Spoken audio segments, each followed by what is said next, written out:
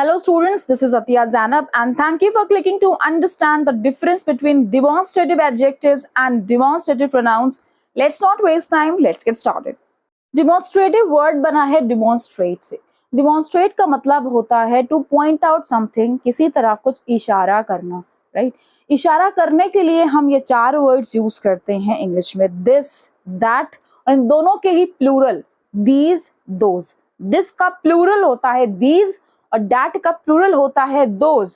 This और these पास की चीजों के लिए यूज किया जाता है, that और those दूर की चीजों के लिए यूज किया जाता है. एक चीज के लिए this या that और कई सारी चीजों के लिए those या these.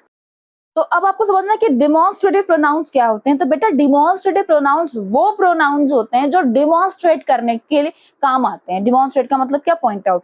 और प्रोनाउंस का काम क्या होता है, नाउन्स के सब्स्टिट्यूट्स के तौर पे यूज किए जाते हैं. यानी कहीं हम नाउन नहीं यूज करना चाह रहे हैं, किसी का नाम नाउन होता है, किसी इंसान का, किसी पर्सन का, किसी जगह का, तो अगर हम उसका नाम नहीं यूज करना चाह रहे, उसके जगह पे जो वर्ड यूज करते हैं उसे कहते हैं प्रोनाउंस. तो अगर हम दिस, दैट, दीज, दोज इन चार वर्ड्स का यूज कर रहे हैं as a pronoun, that means in place of some noun, तो ये हमारे कहलाते हैं डिमॉन्स्ट्रेटिव प्रोनाउंस. यही चार होते हैं, आप इसको रट लीजिए.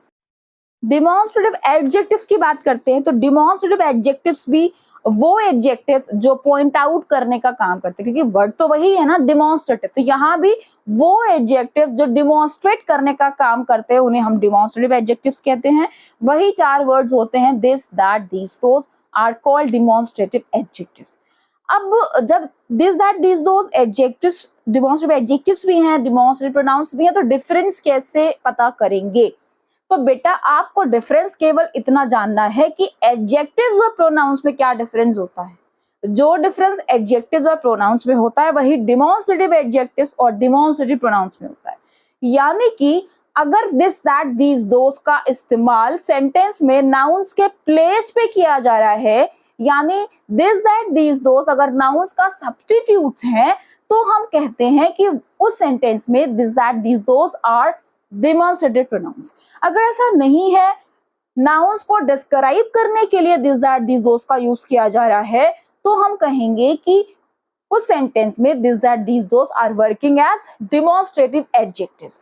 Let's take examples now. एक सेंटेंस है these are better than those.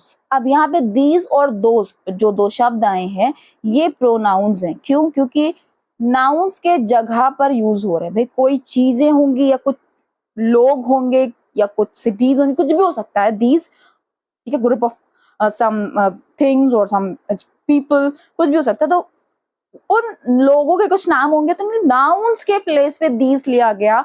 Those भी कुछ ग्रुप है किन लोगों का, तो उनके जगह पे दोज वर्ड यूज हुआ. तो दीज और दोज ने वर्क क्या किया, नाउन्स के प्लेस पे आने का.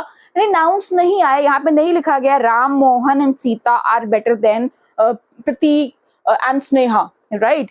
तो यहाँ पर दीज, दोज का इस्तेमाल किया जा रहा है नाउन्स के प्लेस पे. अब यहाँ पे प्रतीक के प्लेस पे कोई कैट, डॉग भी हो सकता था या सिटीज भी हो सकते थे. तो कुल मिला के नाउन्स हो सकते थे. लेकिन अब हम बात करते हैं दूसरे सेंटेंस की. For example, these pens are better than those pens. अब दीज के आगे लग गया पेन्स वर्ड जो कि एक नाउन है. तो अब जो दीज हम यूज कर रहे हैं वो नाउन को डिस्क्राइब करने के लिए कर रहे हैं. कौन से पेन्स, ये पेन्स. तो भाई यहाँ भी पॉइंट आउट हो रहा है, उस सेंटेंस में भी पॉइंट आउट हो रहा था. वहां पर नाउन नहीं आया था, यहाँ पर नाउन आ रहा है. नाउन क्यों आ रहा है? क्योंकि उसी नाउन को तो हम डिस्क्राइब कर रहे हैं, उसी नाउन को तो हम पॉइंट आउट कर रहे हैं. तो नाउन्स को डिस्क्राइब करने वाले वर्ड्स एडजेक्टिव्स होते हैं. नाउन्स खुद ना आए, उसके प्लेस पे अगर ये वर्ड्स आए तो हम उसको प्रोनाउंस कहते हैं. ठीक है. तो यानी इस सेंटेंस में पेन्स के आगे जो दीज, दोज आ रहा है ये आपके डिमॉन्स्ट्रेटिव एडजेक्टिव्स हैं. जबकि जो पहला वाला सेंटेंस था these are better than those, इसमें दीज, दोज क्या थे, demonstrative pronouns. One more example, do it like this. अब यहाँ पे दिस आ रहा है.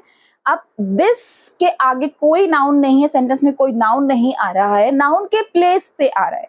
Do it like Ram, do it like Mohan, do it like prime minister, do it like something else. That means noun के जगह पर हमने यूज कर दिया दिस का. तो नाउन के जगह पर जो हम यूज करते हैं वर्ड्स वो तो हमारे प्रोनाउन होते हैं ना. तो डू इट लाइक दिस में दिस क्या हुआ बेटा, प्रोनाउन हुआ. ठीक है. अगर सेंटेंस इस तरीके से how do it in this way. Way क्या होता है? नाउन। वे मतलब रास्ता, किसी भी चीज का नाम नाउन होता है। तो दिस वे, अब यहाँ पे दिस क्यों यूज कर रहे हैं? वे को डिस्क्राइब करने के लिए। कौन सा तरीका? ये तरीका, इस तरीके से काम करो। तो तरीके को डिस्क्राइब करने के लिए, वे को डिस्क्राइब करने के लिए दिस यूज हुआ है। तो इस सेंटेंस में do it in this way, this आपका क्या होगा बेटा? एडजेक्टिव होगा। तो इस 5 मिनट के एक्सप्लेनेशन का निचोड़ मैं आपको बता देती हूँ कि अगर दिस दैट दीज दोस किसी नाउन के साथ आएंगे, this pen, that pen, these pencils, those girls, those TVs, these doors, understanding, तो ये सारे क्या कहलाएंगे? Adjective, demonstrative adjective. लेकिन अगर बिना नाउन के आ रहे हैं, नाउन का अता पता नहीं है, नाउन के प्लेस पे आ रहे हैं, बिना नाउन के आ रहे हैं, विदाउट नाउन, तो वो आपके क्या होंगे? प्रोनाउंस होंगे। This is your house, that is my doll. तो दिस दैट यहाँ पे क्या है बेटा? ये आपका प्रोनाउन है। Understanding? How was the explanation? Let me know in the comment box, and for such more videos please do subscribe, and thank you for watching.